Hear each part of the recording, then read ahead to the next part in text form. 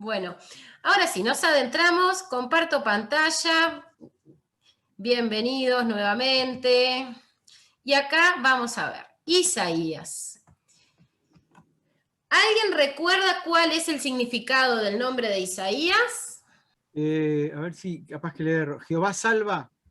Exactamente, Jehová Salvación, ¿puede salva ser? o Jehová es salvación. Sí, se puede nombrar de las dos maneras, Jehová salva o Jehová es salvación. Y es el mensaje que iba a dar Isaías a través de todo su ministerio. Hacemos un pequeño repaso, dijimos que el lugar y los años de ministerio de Isaías fue en el reino del sur, en el reino de Judá, cuya capital es Jerusalén, era en aquel tiempo. Hoy Jerusalén sigue siendo la capital. Bueno, en realidad creo que cambió, perdón. Tel Aviv creo que está funcionando en Israel actualmente. Entonces, Isaías tuvo su ministerio en el Reino del Sur, en Judá, entre los años 740 y 700 antes de Cristo, y se desarrolló más que nada en la ciudad de Jerusalén, que era la capital del Reino de Judá. ¿Cuántos capítulos tiene Isaías? 66. Muy bien, Micaela, 66 capítulos tiene. ¡Ay! Casi les doy una ayuda. 66 capítulos tiene Isaías, y en cuántas secciones grandes estaba dividida el libro. Está dividida el libro. ¿En cuántas secciones? ¿Y cuáles son? 2. Muy bien. La primera. Hasta el 39. Y son palabras de. ¿De qué? Les recuerdo. Sección 1 de juicio, los capítulos 1 al 39. Mensajes de 27. Exactamente. Mensajes de consuelo en la sección 2, en los capítulos 40 a 66, en total 27 capítulos de consuelo. El propósito de su profecía, ¿alguien se acuerda alguno? ¿Ese? No escuché. Propósitos de su profecía, se los recuerdo: convencer de pecado, instruir en el deber y consolar en la aflicción. Habíamos visto que los primeros 12 capítulos, dijimos, para ver la estructura, son profecías que tienen que ver con Judá y con Jerusalén. El capítulo 1 oficiaba de prefacio. Los capítulos 2 al 4 vimos las 3 Jerusalenes, que era la Jerusalén gloriosa, la Jerusalén sucia y la Jerusalén piadosa. Capítulo 5 habíamos visto la viña del Señor, había una parábola de la viña que el Señor utilizaba para reflejar que su pueblo de Israel, lo que quería enseñar y demostrar a través de algo conocido, es que el pueblo escogido de Dios, habiendo sido cuidado, habiendo sido protegido durante todo tiempo, mucho tiempo, dio frutos que no eran los que esperaba el Señor, que no eran los que esperaba el labrador. Y el capítulo 6 es visión y llamamiento de Isaías, que es donde nos vamos a adentrar ahora. Y vamos, primero que nada, a leer los primeros 4 versículos del capítulo 6, donde va a comenzar a describir la visión de la gloria de Dios que tuvo Isaías. Tenemos que tener presente, y muy presente, que en realidad no es que Isaías vio directamente a Dios y la gloria de Dios, sino que tuvo una visión de la gloria de Dios, ¿sí? Que no es lo mismo que verlo literalmente en la presente. Nadie se ha enfrentado a Dios cara a cara. Lo que Isaías va a describir es una visión de la gloria de Dios. Y dice así los primeros 4 versículos. En el año que murió el rey Usías, vi yo al Señor sentado sobre un trono alto y sublime, y sus faldas llenaban el templo. Por encima de él había serafines, cada uno tenía 6 alas, con 2 cubrían sus rostros, con 2 cubrían sus pies, y con 2 volaban. Y el uno al otro daba voces diciendo: Santo, santo, santo, Jehová de los ejércitos, toda la tierra está llena de su gloria. Y los quiciales de las puertas se estremecieron con la voz del que clamaba, y la casa se llenó de humo. ¿Qué es lo que vamos a poder ver, aquí es la visión de la gloria de Dios, como lo dijimos recién. De los versículos 5 al 8, vamos a ver, y lo vamos a leer más adelante, el terror que le provocó al profeta esta visión. Y vamos a ver por qué le provocó terror, ya lo vamos a descubrir. Y por último, en los versículos 9 al 13, vamos a ver cuál era la misión que Dios le estaba pidiendo cumplir a Isaías. Volviendo a los versículos 1 y 4 que leímos recién, vamos a tratar de ilustrarlo y de recrearlo en nuestra mente, de poder imaginarlo. Esta foto, esta ilustración está descargada de internet, es algo que hizo, no pude descubrir el autor, pero es algo que alguien hizo de acuerdo a lo que está descrito en estos versículos, es alguien que se imaginó lo que pasaba o que lo sacó directamente del texto. ¿Qué es lo primero que habla ahí, que ve Isaías? Es un trono alto y sublime. O sea, algo que realmente demostraba una gran importancia, una gran gloria. Es alto y sublime que realmente demuestra la potencia o la inmensidad de quien estaría sentado allí. Por otro lado, dice también que sus faldas o sus vestidos, ¿no? Esa ropa que usaban en los tiempos bíblicos, bueno, eran tan largas que llenaban el templo. ¿Qué más describen? Que había serafines que tenían 6 alas, que ahí la podemos ver, con 2 cubrían sus rostros, 2 cubrían sus pies, y que ellos decían, Santo, Santo, Santo Jehová de los ejércitos, demostrando el gran respeto que se le tiene, el reconocimiento divino y realmente una referencia a la gloria misma del Señor. Dice que ese lugar se había llenado de humo, ¿no? Y lo que está reflejando acá, si lo vemos, es realmente la imponencia, no sé si está bien dicho, de lo que estaba viendo Isaías. ¿tá? Estaba viendo la grandeza del mismo Señor. Eso fue lo que vio. Ahora, ¿qué fue lo que le produjo a él?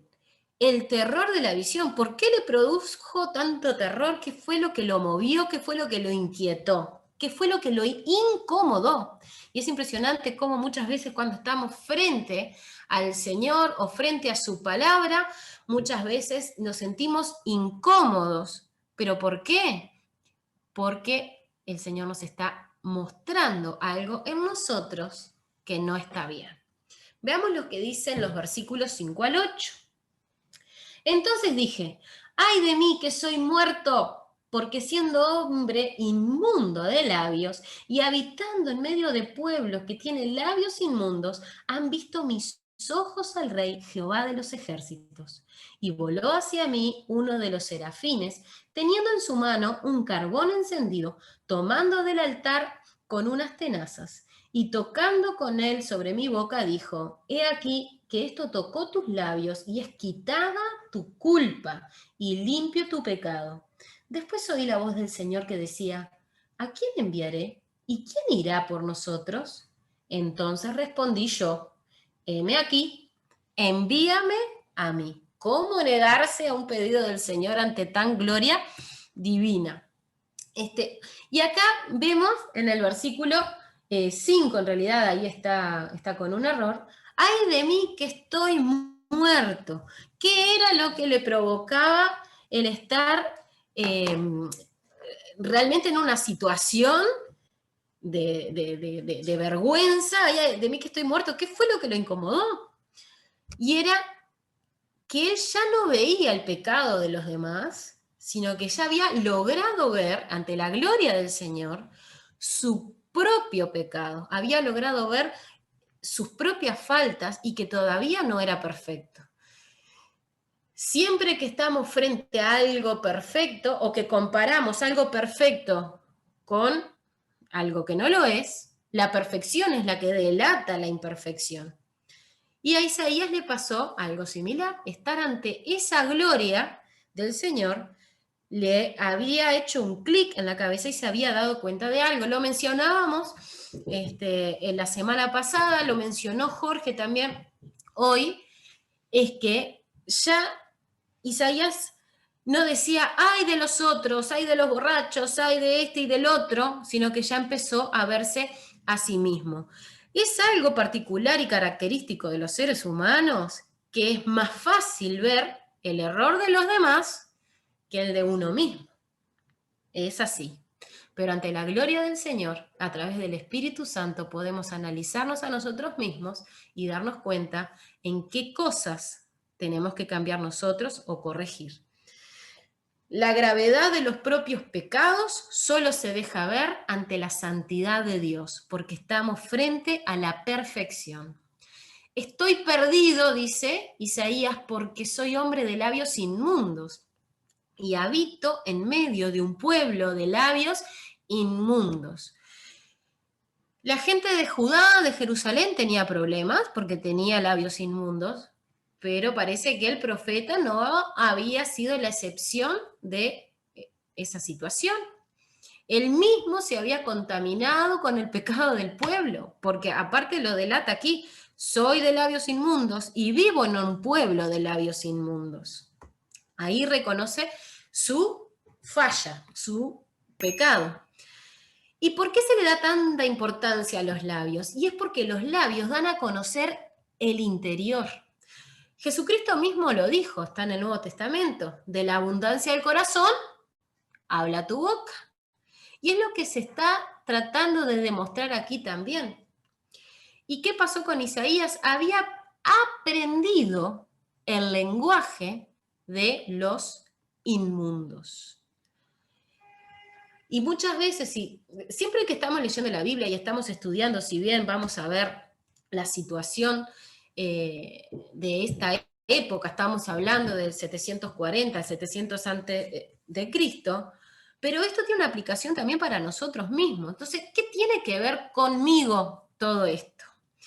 Muchas veces, y tenemos que tener mucho cuidado como hijos de Dios, viviendo en este mundo, sabemos que somos del mundo, o que estamos en el mundo, pero no somos del mundo, lo dije al revés. Estamos en el mundo, pero no debemos ser del mundo, tenemos que marcar una diferencia. Pero ¿cuántas veces nosotros mismos nos contaminamos y empezamos a repetir acciones, actitudes o repetir palabras que no son de hijos de Dios?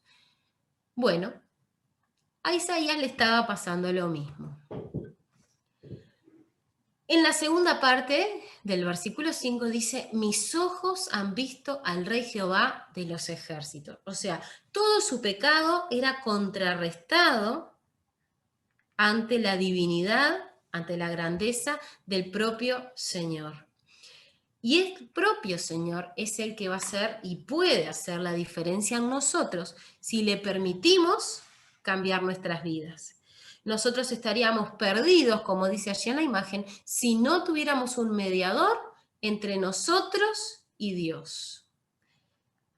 Vamos camino a la santidad, vamos camino a ser puros si permitimos darle entrada a nuestro mediador. Hoy sabemos que nuestro mediador es el Señor Jesucristo, el cual también fue anunciado muchos años antes de su nacimiento, fue anunciado por este profeta Isaías. He aquí, esto tocó tus labios y será quitada tu culpa. ¿Qué es lo que pretendía el Señor con estas palabras? Lo estaba consolando, le estaba diciendo, sí, sos pecador, pero esto te va a purificar. Quédate tranquilo que ahora tu culpa es quitada. Y esto es lo grandioso del Señor, que cuando recibimos ese perdón, para el Señor es borrón y cuenta nueva. Quienes son abatidos con las visiones de la gloria de Dios, luego son levantados con las visitas de su gracia. Esto significa que Isaías se sintió así, disminuido, se sintió chiquitito, se sintió pecador frente a la gloria de Dios. Pero ¿qué es lo que hace? ¿Qué hizo Dios con él? Lo visitó con su gracia. Y así mismo pasa con nosotros. Cualquier cualquiera haya sido nuestro pasado, cuando nos acercamos al Señor y cuando nosotros dejamos que, o sea, le aceptamos a Jesucristo como nuestro Salvador y dejamos que su Espíritu Santo comience a cambiarnos, el Señor nos va a visitar con su gracia de diferentes maneras. Una de ellas es cambiando nuestro comportamiento, cambiando nuestro vocabulario y dando frutos apacibles que son agradables. Primeramente que nada el Señor, obviamente, pero también con quienes nos rodean. El Señor quitó la culpa de Isaías. ¿A quién enviaré?, dice Dios. ¿Y quién irá por nosotros? Vieron que Dios acá empieza en singular. ¿A quién enviaré? Pero finaliza en plural. ¿Y quién irá por nosotros? El plural denota la Trinidad de Dios. A veces pudiéramos hablar solamente una clase de lo que es la Trinidad de Dios. Estamos refiriéndonos a Dios Padre, Dios Hijo, Dios Espíritu Santo. Bueno, este versículo es una evidencia de que Dios, desde este momento también, o sea, desde la creación, Él utilizó el plural para referirse a la Trinidad. Bueno, aquí también lo vemos en Isaías. ¿Y cuál fue la respuesta de Isaías? Isaías tenía dos opciones. Podía decir, ¿sí?, negarse, resistirse, o podría decir lo que realmente pudo expresar. Heme aquí, envíame a mí. ¿Qué significa heme aquí? Acá estoy, envíame a mí, haz lo que quieras, usame, y todavía no le había sido expresada cuál iba a ser la misión, ¿no? O sea, sin saber lo que el Señor le iba a pedir, Isaías ya se estaba poniendo en el frente de batalla, estaba aceptando la propuesta, y le dijo al Señor, acá estoy, envíame a mí. Ahora había un nuevo Isaías, Isaías con labios limpios, que habían sido purificados a través del fuego del altar, y ahora se puso a disposición del Señor, y bueno, como les decía recién, sin conocer cuál iba a ser su mensaje. Y ahora vamos a ver cuál iba a ser la misión que tenía Isaías. Versículos 9 al 13. Presten atención. Y dijo, anda, y di a este pueblo, oigan bien y no entiendan, vean por ciento, mas no comprendan. Engruesa el corazón de este pueblo y agrava sus oídos, ciega sus ojos para que no vea con sus ojos, ni oiga con sus oídos, ni su corazón entienda, ni se convierta, y haya para él sanidad. Y yo dije, ¿hasta cuándo, Señor? Y respondió él, hasta que las ciudades estén asoladas y sin morador, y no haya hombre en las casas, y la tierra esté hecha un desierto, hasta que Jehová haya echado lejos a los hombres y multiplicado los lugares abandonados en medio de la tierra. Y si quedare aún en ella la 10ª parte, ésta volverá a ser destruida, pero como el roble y la encina, que al ser cortados aún queda el tronco, así será el tronco la simiente santa. Un poco difícil de entender, ¿no? Porque le está diciendo, vas a hablar, pero no entiendan, van a ver, pero no van a comprender. Entonces, ¿cómo puede ser que el Señor lo mande a hablarle a la gente, pero ya de antemano sabe que la gente no le va a hacer caso? No iba a ser una situación muy fácil, no era una misión tan fácil que le pedía el Señor. ¿Por qué? Porque el pueblo se iba a hacer sordo y ciego a su mensaje. O sea, Isaías ya sabía que el pueblo no lo iba a escuchar, que el pueblo no lo iba a obedecer y que sus palabras no iban a ser bien recibidas. Imagínense, un siervo de Dios, un profeta, que lo están llamando para el servicio y indirectamente el Señor le estaba diciendo, no vas a tener éxito, porque vas a hablar, no van a oír, y la gente no va a ver, la gente no va a entender. Nada fácil se le estaba pidiendo a Isaías.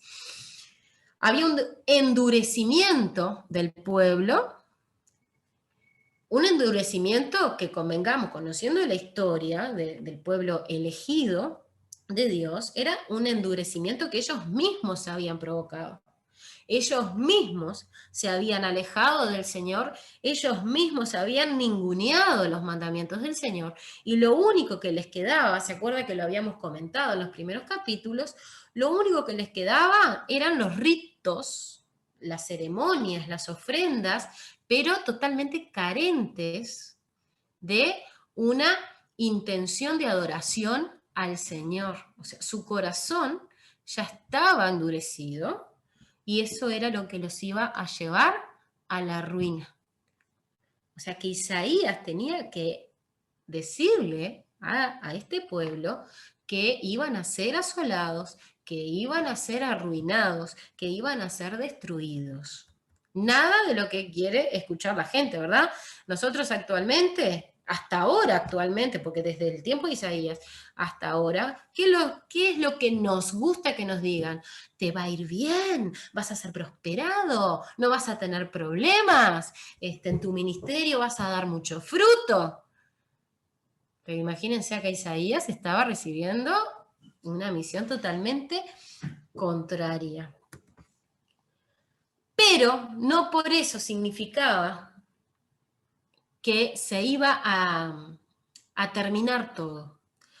Siempre en las profecías estas que tienen palabras duras, palabras de escarmiento, palabras que anuncian destrucción, Dios siempre da una luz de esperanza y hace referencia a aquellos fieles que van a mantener vivo el pueblo de Dios. Dios iba a reservar un remanente como monumento a su misericordia. Dice el versículo 13, y si quedare aún en ella la 10ª parte, esta volverá a ser destruida, hasta ahí negativo, pero como el roble y la encina que al ser cortados, aún queda el tronco, así será el tronco la simiente santa. Y vamos a ver que en varias oportunidades se va a hacer referente a un retoño. ¿Qué es el retoño? Esta plantita que vemos acá en el medio del tronco cortado. ¿Vieron? ¿Que esto qué es lo que está señalando? Que acá van a ser un árbol nuevo. Y las cosas van a volver a empezar con nuevas oportunidades. Acá está la luz de esperanza para poder ver a esa Jerusalén piadosa en algún momento. ¿Hasta aquí alguna pregunta del capítulo 6 y de la visión de Isaías o algo que quieran comentar? Si no, continuamos con los siguientes capítulos en una subsección, en los capítulos 7 al 12, que vamos a ver los problemas políticos que habían en la época. Si ustedes ven acá en el mapa, nos ubicamos, bueno, tenemos el Reino del Norte, Israel, cuya capital era Samaria, se ve acá, y tenemos el Reino de Judá, cuya capital era Jerusalén. Entre estos dos reinos, el norte y el sur, tenían una gran rivalidad, y uno quería conquistar al otro. Y pensar, les digo yo, que los dos tienen la misma historia. Ellos habían nacido del pleno corazón de Dios. Israel era en toda su longitud, inicialmente era solo una, después por problemas políticos se dividió en dos. Y esta división provocaba muchos problemas porque mantenían la rivalidad. El imperio asirio está señalado, acá se ve un pedacito apenas acá, se encuentra al norte de lo que sería Israel, un poquito al norte y al este, al oriente, ¿no? Casi limitando, ¿no? Porque tiene poquitos kilómetros acá. No son limítrofes, pero casi muy cerquita de la nación de Israel estaba el imperio asirio. Después acá sí limitando Israel teníamos el reino sirio de Siria. Vieron que nos podemos confundir Asiria y Siria. Todo esto que dice ahí reino de Damasco es la nación Siria. Tenemos acá Israel, el reino del norte, y tenemos por allí el reino de Judá. Es muy importante que tengamos bien presente estas 4 naciones para poder entender la historia que vamos a ir recorriendo. Pero primero que nada, ubiquemos en el mapa a Siria, Israel y Judá. Acaz y Asiria. Vamos a ver qué pasaba con estos dos. El rey Acaz, ¿tá?, ante las amenazas de Siria e Israel. Vemos capítulo 7, versículos 1 y 2, y dice así: aconteció en los días de Acaz, hijo de Jotam, hijo de Usías, rey de Judá. Así que ubiquémonos, rey Acaz con Judá, el del reino del sur, ¿tá? Ubiquémonos en el mapa. Que Resín, rey de Siria, y Peca, hijo de Remalías, rey de Israel, subieron contra Jerusalén para combatirla, pero no la pudieron tomar. O sea, se estaba levantando Siria contra el pueblo de Jerusalén. ¿Con la ayuda de quién?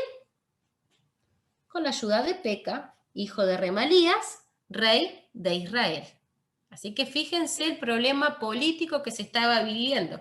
El reino del norte estaba haciendo alianza con Siria para combatir al reino del sur. En los versículos 3 al 9 hay una seguridad que Dios va a dar, y es que Jerusalén iba a ser cuidada, iba a ser preservada. Miren lo que dice los versículos 3 al 9. Entonces dijo Jehová a Isaías: sal ahora al encuentro de Acaz, tú y Searjasú, tu hijo, al extremo del acueducto, al extremo del acueducto del estanque de arriba, en el camino de la heredad del levador, y dile: guárdate y repósate, no temas ni se turbe tu corazón a causa de estos 2 cabos de tizón que humean por el ardor de la ira de Resín y de Siria y del hijo de Remalías. Ha acordado maligno consejo contra ti el sirio, con Efraín y con el hijo de Remalías, diciendo: vamos contra Judá y aterroricémosla y repartámosla entre nosotros, y pongamos en medio de ella por rey al hijo de Tabeel. Por tanto, Jehová el Señor dice así: no subsistirá, estas palabras difíciles, ni va a ser así. Porque la cabeza de Siria es Damasco, y la cabeza de Damasco Resín, y dentro de 65 años Efraín será quebrantado hasta dejar de ser pueblo. Y la cabeza de Efraín es Samaria, y la cabeza de Samaria el hijo de Remalías. Si vosotros no creyereis, de cierto no permaneceréis. ¿Tá? O sea, que lo que Dios le está diciendo a Jerusalén a través de Isaías es que no tengan miedo, ustedes van a ser preservados, aunque Israel, que eran sus hermanos del norte, y los de Siria vengan contra ustedes, todo lo que ellos están planificando no va a ser así. Les está dando palabras de seguridad, ¿no? Y en los versículos 10 al 16 le va a hacer una confirmación, una señal milagrosa de lo que les estaba prometiendo. Habló también Jehová a Acaz diciendo: pide para ti señal de Jehová tu Dios, demándala, ya sea de abajo en lo profundo o de arriba en lo alto. Y respondió Acaz: no pediré y no tentaré a Jehová. Dijo entonces Isaías: oíd ahora, casa de David. ¿Os es poco el ser molestos a los hombres, sino que también les seáis a mi Dios? Por tanto, el Señor mismo les dará señal. He aquí que la Virgen concebirá y dará a luz un hijo, y llamará su nombre Emanuel. Comerá mantequilla y miel hasta que sepa desechar lo malo y escoger lo bueno. Porque antes de que el niño sepa desechar lo malo y escoger lo bueno, la tierra de los 2 reyes que tú temes será abandonada. Si lo leemos así a primera vista, quizás no entendemos nada. Pero comprendiendo que la profecía tiene una aplicación para el momento en el que el profeta está hablando y también para un futuro, nosotros sabemos que aquí en el versículo 14, la señal milagrosa se está refiriendo al propio Señor Jesucristo, que iba a instaurar una paz para Jerusalén. No quizás una paz política, hablando de un reino político, de alguien que vaya a tener su corona, sino una paz espiritual era lo que se estaba prometiendo. Y finalmente, en los versículos 17 al 25, hay una amenaza de una gran desolación que vendrá por medio de los asirios por haber continuado en su maldad. ¿Saben que cuando Jerusalén empezó a sentirse amenazada por Siria, Jerusalén se vio tentada a pedir ayuda a Siria? Y hay algo que lo vamos a ver muchas veces y en los distintos profetas que vayamos a recorrer, y es que Dios sugiere, ordena, no tener alianzas con las naciones extranjeras. Lo vamos a ver más adelante si obedece o no obedece el Consejo Jerusalén. Esto que vamos a ver a continuación es para orientarnos un poquito y tratar de entender un poco más la historia y geografía de la época. Peca, ¿quién era Peca? Era el rey de Israel. Si nosotros queremos saber más de Peca, y los invito a que en sus hogares ustedes puedan leer los libros históricos que acompañan muchísimo a los libros proféticos también, porque cuentan realmente la historia, valga la redundancia, de lo que estaba viviendo el pueblo. El rey Peca, ¿quién era? Bueno, fue el rey número 19 de Israel. Miren cómo llegó al poder. Llega al poder tras asesinar a Pecaía y fue él, anteriormente a eso, un capitán del ejército. Reinó 20 años, desde el 739 al 731. Decir que los libros históricos, Primero de Crónicas, Reyes. Ahí está. Los libros históricos, bueno, acá está haciendo referencia a Segunda de Reyes, pero tenemos desde Josué a Esther, son los libros históricos, lo habíamos visto en la primera clase, en la división, ¿se acuerda que era como una biblioteca, los 66 libros de la Biblia? ¿Cómo se dividían? Bueno, los libros históricos vienen después del Pentateuco y nos van a relatar toda la historia del pueblo de Israel. Entonces, si queremos ver del rey Peca, nos vamos a ir a Segunda de Reyes, capítulo 15. No fue muy honesto este rey Peca, porque no llegó al reinado por herencia, sino por asesinar a otro. Después es otra cosa que vamos a ver. El reino del norte, vamos a ver que no había una dinastía perfecta. La dinastía es cuando un rey le hereda el trono a sus hijos. En el reino del norte eso no sucedió. En el reino del sur sí. En el reino de Judá sí sucedió, manteniendo el linaje desde el rey David, y bueno, y después si estudiamos la genealogía de Jesús, sabemos que va a descender desde esta dinastía que estamos hablando. El rey Peca prefirió una alianza con Damasco, o sea, con los asirios, y junto con Resín, rey de Siria, después finalmente terminó declarando la guerra al rey de Judá. ¿tá? Así que él hizo una alianza con Siria, ¿sí? Para ir contra Judá, que fue lo que fuimos hablando hasta ahora. Sin embargo, dice abajo, el rey Acaz de Judá pidió ayuda al rey de Asiria, a Tiglad, el cual derrotó al rey de Siria, que entrevero de palabras, ¿no? Y haciendo cautivo a Damasco y también parte de Israel. O sea que después vamos a ver en la historia que a Israel le salieron mal las cosas. Israel pidió ayuda a los sirios y finalmente terminaron siendo vencidos y perdiendo parte de su territorio. Ahí tenemos a Peca, rey de Israel, Rezín, rey de Siria, estos dos se habían aliado. Por otro lado tenemos a Tiglat, rey de Asiria, y Acaz, rey de Judá. Estas naciones hicieron alianza, Siria con Israel, Asiria con Judá. ¿Tá? Ninguno de los dos obedeciendo al Señor cuando dice que no hagan alianza con naciones extranjeras. La seguridad que el Señor le estaba dando, ya lo leímos, bueno, esto lo voy a pasar rápido porque ya lo vimos, Isaías recibe la orden de encontrarse con Acaz. Recordemos que Isaías se movía dentro de la corte del rey, tenía acceso directo al rey de Judá.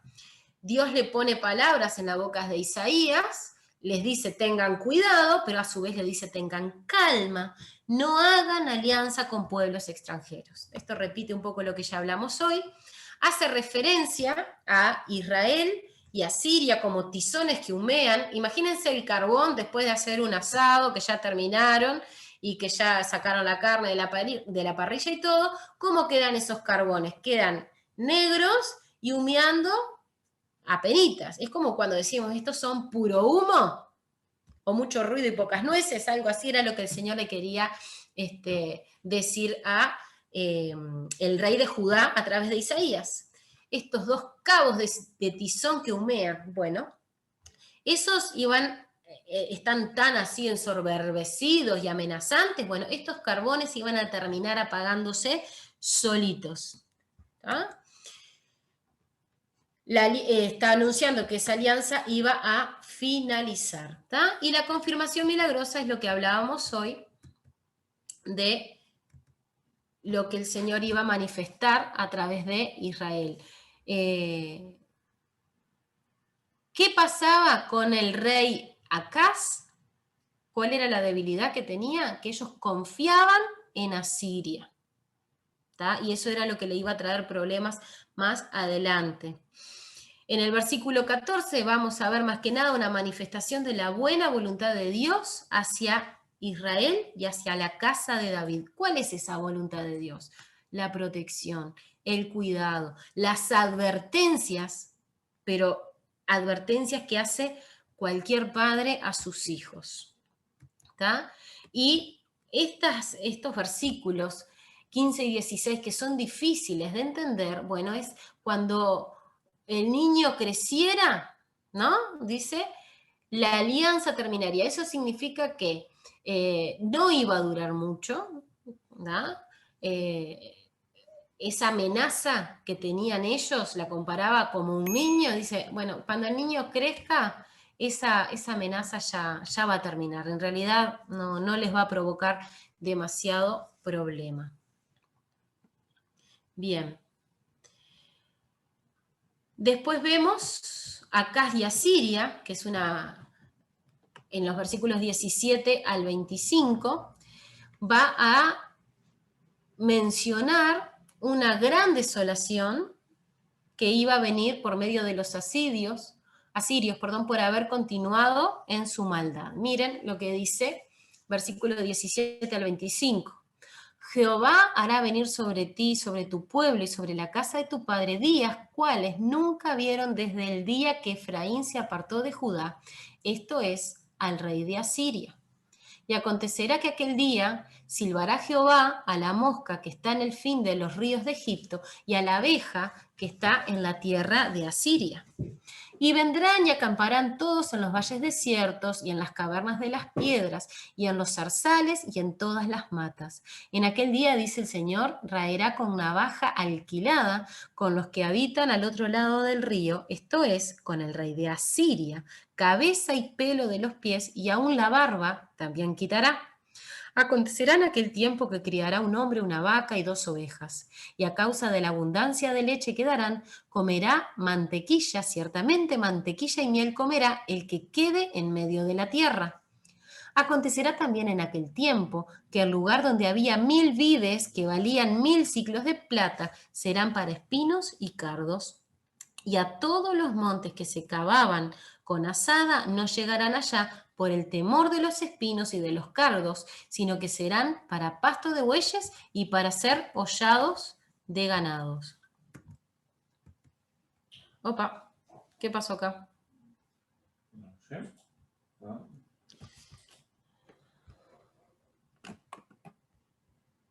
Ahí está, me quedó hasta ahí. Vieron que es, si uno no conoce la historia y la geografía de la época y la historia que venía arrastrando desde sus inicios Israel, nos es muy difícil de entender cuál es el propósito de Dios a través de Isaías. Hay muchas cosas que son muy difíciles de entender, pero tenemos que explicarlas a través del conocimiento de esto que veníamos diciendo hoy, de la historia y de la geografía. ¿Qué es lo que no tenemos que perder nosotros? Es hacernos la pregunta, ¿qué tiene que ver conmigo esto que estoy estudiando? ¿Qué implica en mi vida y qué es lo que tengo que aprender por esto? Y necesitamos hacer este análisis versículo a versículo. La vida de Isaías es un ejemplo que podemos seguir. La vida de Isaías, por ejemplo, a mí me habla mucho porque Isaías no fue una persona recién convertida. Isaías venía con una larga trayectoria, él era el profeta de la corte y aún así él tuvo que enfrentarse contra la gloria de Dios en el buen sentido para darse cuenta que aún tenía mucho para mejorar y que esa palabra que estaba recibiendo del Señor era primero para él, porque él antes de ser una bendición para el pueblo y para poder hablarle al pueblo de Judá, primero tuvo que ver sus propios errores para hacer bendición hacia los demás. El pueblo de Judá vivió un problema que era propio, pero también del entorno.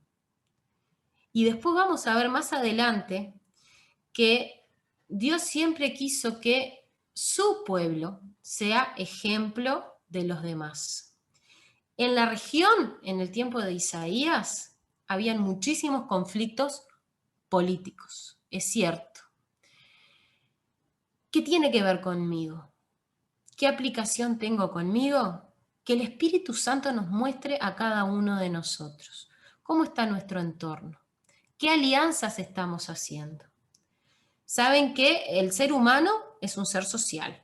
El ser humano siempre necesitó estar acompañado de alguien, necesitó el consejo de otros. Yo me tengo que hacer la pregunta, ¿con quién estoy haciendo alianza? El Señor sugería, o ordenaba, por decirlo de alguna manera, a su pueblo que no haga alianza con las naciones extranjeras. ¿Qué representa para mí las naciones extranjeras? ¿Qué puede ser? Quizás personas que no me den consejos de acuerdo a los preceptos divinos, personas que estén alejadas del Señor o personas que me alejen a mí del Señor.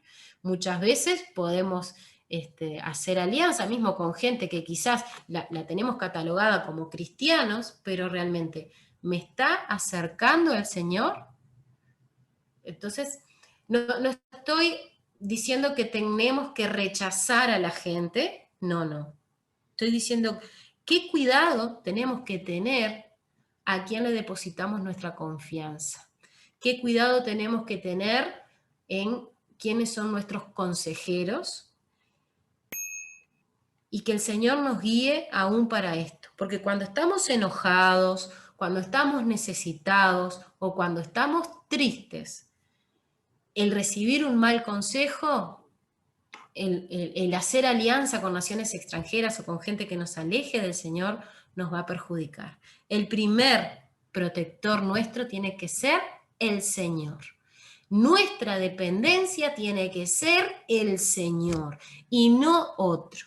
Y el Señor, a través de sus siervos, de las personas que Él nos envíe, nos va a dar palabras de acuerdo a lo que el Señor tiene para nosotros. Y siempre nos tienen que acercar más al Señor.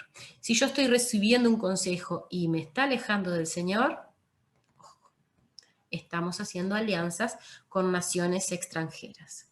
Que el Señor nos ayude y que a través de su Espíritu Santo nos enseñe, nos dirija a no cometer los mismos errores que cometió Judá con la salida. Judá e Israel, ambos, dos, teniendo la misma historia porque venían de la misma simiente, bueno, pero las dos naciones cometieron el mismo error de aliarse con quien el Señor le dijo que no lo hiciera. Que el Señor nos ayude. El pastor, no sé si ustedes quieren, comenten algo, por favor, digan, aporten si tienen algo, no tengan miedo, pueden hablar. Y aquí el pastor también. A ver si escucho acá. ¿Cómo anda, gente? Que Dios le bendiga. Bueno, realmente ya Milka dio bastante lo que es el tema de Isaías. Solo me quedo con el capítulo 7. Quiero ver si lo podemos saber acá. Y cuando dice en el tema, ¿qué versículo era? Humeante, versículo 4, si no me equivoco, ¿verdad? Aquí. Y dice, estos dos cabos de tizón que humean por el ardor de la ira de Rezín y de Siria. Y cuando vemos el tema de humear, por ejemplo, que Milka justo ejemplificaba el tema de un carbón, pero también, si se acuerdan, ese versículo que dice la caña cascada que humea, ahí se me fue el versículo en ese momento. Ahora, muchas veces toda la vida de Israel, del reino de Israel completo, vamos a hablar así, cuando vemos al rey David, después el rey Salomón, y después empieza toda la división de los reinos, era un reino que resplandecía, un reino que Salomón, ustedes lo saben, tenía toda la gloria. Cuando nos alejamos de Cristo, simplemente parecemos simples tizones que humeamos, que no tenemos el resplandor que deberíamos de tener porque no tenemos la gloria o la luz de Jesucristo. Y eso es lo que le pasa al hombre. Cuando el reino de Israel, Israel completo, se apartó totalmente, y si se dan cuenta, todo empieza ahí con David, con Salomón, por ejemplo. Salomón pidió sabiduría, pero después se empezó a apartar totalmente. Tuvo 700 a más o menos 800 mujeres, se casó con la hija de Egipto, se empezó a apartar. Cuando nos apartamos de la luz de Cristo, simplemente seremos tizones humeantes. Y Dios ha querido en nosotros tener la llama encendida de nuestras vidas.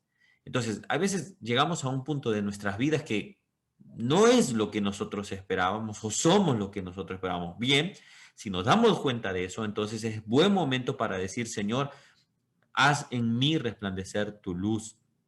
Haz en mí resplandecer la vida que tú deseas para mí. Y esto es lo que nos enseña Isaías. El pueblo de Israel, acá ya el pueblo del reino del norte, que es Israel, también se le conoce así, ya estaba a punto de ser devastado. Iban a venir los asirios, iban a venir los sirios, los iban a aniquilar totalmente. Y después esto más adelante, y después iba a venir, por último iba a caer el reino de Judá. Se van a dar cuenta cuando lo vayamos a estudiar. ¿Qué significa esto? Nuestro pecado nos terminará alcanzando. Si hay algún tipo de pecado en nuestra vida, hoy por hoy es buen momento de dejarlo y decir, Señor, si te he ofendido, ayúdame a detestar. Ayer les decía a mis hijos así, por ejemplo, y termino con esto, les decía, ¿quién de ustedes se tomaría un vaso de leche con un poquito de agua de cloaca? Y ya lo he dicho en la iglesia. Y ellos le hacían así, por ejemplo, y así debemos de detestar el pecado. Le voy a decir esto, cuando hemos sido regenerados por Cristo Jesús, aborrecemos el pecado. No es que no lo vamos a hacer, no es que no vamos a cometer pecado, no es que no nos vamos a equivocar, lo vamos a aborrecer. No queremos ofender el nombre del Señor. Entonces es importante esto, el pueblo de Israel, total, no los reinos estoy hablando en este momento, cayó en idolatría, cayó en pecado y así terminó. Totalmente devastado. Que nuestra vida no termine totalmente devastada simplemente por seguir nuestra vida pecaminosa.